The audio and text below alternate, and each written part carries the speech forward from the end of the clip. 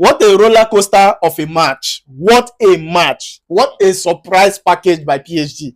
For me, I think Tottenham don't cover all the ground. Tottenham don't do everything. Tottenham don't cook all the food. They don't put all the necessary ingredients finish. Obviously. But towards the end of the game, they lack that compatibility. They went home to go and defend, knowing fully well who PSG is. PSG, they handled PSG from minute 1 to minute 80 or minute, let's say 75, very, very well, effectively up front, midfield, and defense. So what changed? Yeah, I understand that, in a game like this, it's almost 80 minutes. Thomas Frank is supposed to make some substitution, taking his best players off because the job is done. Yes, the job is done, but there are risks to that. Taking off your best player up front because you think the job is done depends on the team you are playing. If you're playing a team like PSG, you don't do that. You don't do that. And I will not blame him much because there is someone that was substituted. Also, Solanke and Mateo Steyer didn't understand the job very well. The job is to make sure you push PSG's defense backward. Don't let them come closer to your 18-yard box. Don't let them to make those decisions in your 18-yard box. And that was what killed this game. Well, it's a good game. It's a nice game. How do you feel about the game? Obviously, it is a twist of fate. Obviously, we did not even see this coming through. I mean, the whole game went in favor of Tottenham. And then what happened next? It was a goal by Kang-in, and then also the second goal by Ramos within the first half, the first 30 minutes of the match. It was actually good. They played so well. There was a bit of flair in them, and then they started to dwindle. Look at Dembele, he was nowhere to be found. Look at Dizadue, he was nowhere to be found. The only two people up front were just the likes of Bakula and Kvaratskhelia. They were the only two people that was, giving PSG that glimpse of light, giving them the glimpse of hope that they were going to be able to, come back into the game.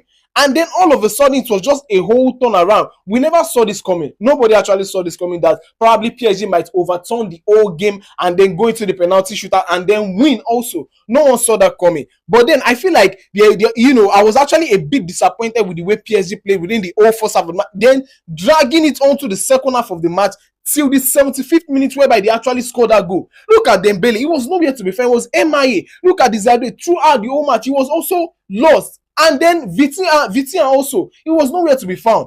So obviously today's game, they did not play their whole full game, but then it was actually poor from them. It was fair for them. For me, I think that the midfield between Dizadue, Vitinha, and Emery did not work. But that doesn't mean that Dizadue is not effective. He is effective in the game. What's his name again? Vitinha is effective in the game. The problem is that there is no channel of getting the ball to the attack. That is why Dembele is coming back to take the ball. Once he takes the ball, before the ball will travel from the midfield to the attack, then they will cover everything and collect the ball from them. See, Tottenham know that these people work with spaces. Tottenham know very, very well that these people operate with spaces. Yeah. So they planned on how to close down the spaces, and they did it effectively for the 75 minutes of the game. They tried as much as possible to close the spaces, to chase them down, to mount pressure on them, to pressure them down till their own half, till the 18-yard box of PSG. They were running. The likes of Kudus, the likes of this Brazilian guy, Richarlison. They were doing also the manner of thing. And kudos to Thomas Frank. Yes, they lost the game, they lost the trophy, but kudos to Thomas Frank for starting that lineup. That lineup was something to applaud him for. It was extraordinary. It was something to applaud him for, because I was thinking maybe he will play down so, and maybe just maybe he will play one attacking minded guy off front. He played Spence, who is number 3 up front. Do you know the reason why he played Spence that front? He needed energy. He needed marking. He needed to attack spaces. He needed to put pressure, mount pressure. So using that ability as a defender, mount pressure on either Kvaratskhelia or whoever that is playing there, which is now Bakula. Make sure you didn't allow them to use the spaces, and they did it effectively. I think if Shaw Nevers had played this game, it would have been a bit difficult for Tottenham to do that, but it worked because Shaun Neves didn't play, and also the people who accompanied Vitinha in that midfield were a bit dull. They didn't really know their work very well. There is no fluidity, there is no upward ball, there is no connection there, no cohesion there moving forward. Yeah, they touch ball 1 or 2, 3, but cohesion moving forward from the first minute of the game to around 75 minutes of the game, it's not there. And that is why I give credit to this Lee, that Chinese guy will come on. Yeah, he was able to come on and do that Shaun Neves work. Did you see the connection? He was the reason why these people did whatever they did this night. He was the reason why PSG equalized 2-2. Go and watch the clip again. You see the touches, the upward movement, the passes, the setups inside that 18-yard box. All of them came through him. All of them came through him. So lack of Shaun Neves in this game really dealt with PSG. But I think they had a decent game from that 80th minutes to 90 minutes. There was a lot of pressure. There was a lot of agility. A lot of intentional play.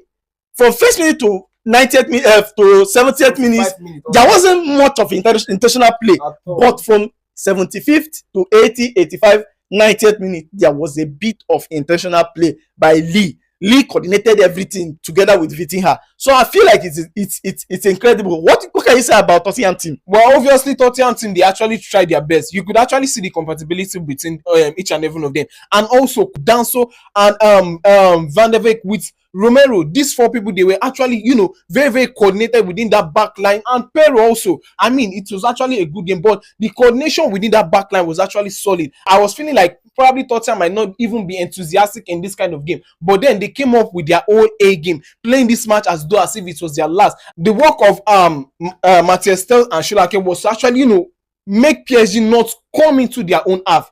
But then they don't have that synergy in working together, unlike Richarlison and Kudus, because Richarlison and Kudus brought that energy. They brought in all their own A game. But I don't know why Thomas Frank actually took out all his own attacking threats. He shouldn't have gone that way. Fine, we know that Richarlison might be on a yellow card, but then Kudus was still actually solid. He has every energy to continue the game. But why take him out?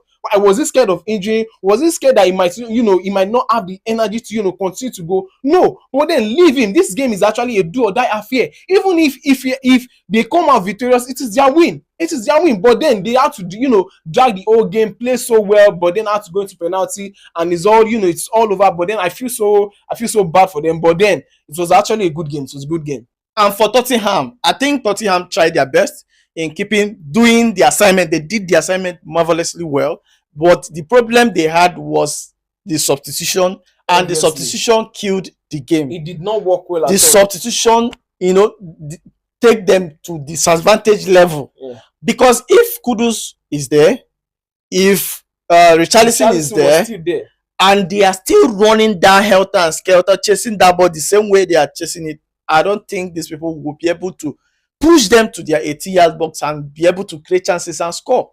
Yes, Lee will come in and do his thing, but it won't be close to the 18-yard box. Exactly. That was it. So I think it's a good game altogether, and I feel like it's not easy playing the champions, and also them too are the champions. So let me not just say them two are the champions, but they held it till 75 minutes. I wish and I thought they would have, taken this thing to the final whistle, and here we go. But it didn't happen the same way. Kudos to PSG for winning it. It's not easy. Kudos. So, any final thought of the game? Well, obviously, the best team won the match. I mean, it all goes down to the way the both teams actually performed. Tottenham performed well, but PSG performed much more better than they could have actually, brought out. That minute. But then it was actually a scramble from the minute 1 to the 75th minute, whereby they started getting their momentum and every other thing back. But then it was a good game from them. It was a good game from them, and then going into the penalty. I mean, it was actually a good game. All right, so guys, what do you think about this game? Let me know your thoughts down below in the comment section, and don't forget to follow us on all social media platforms at Football Analysis 247, and also subscribe to our YouTube channel. Thank you for watching, and see you on the next one.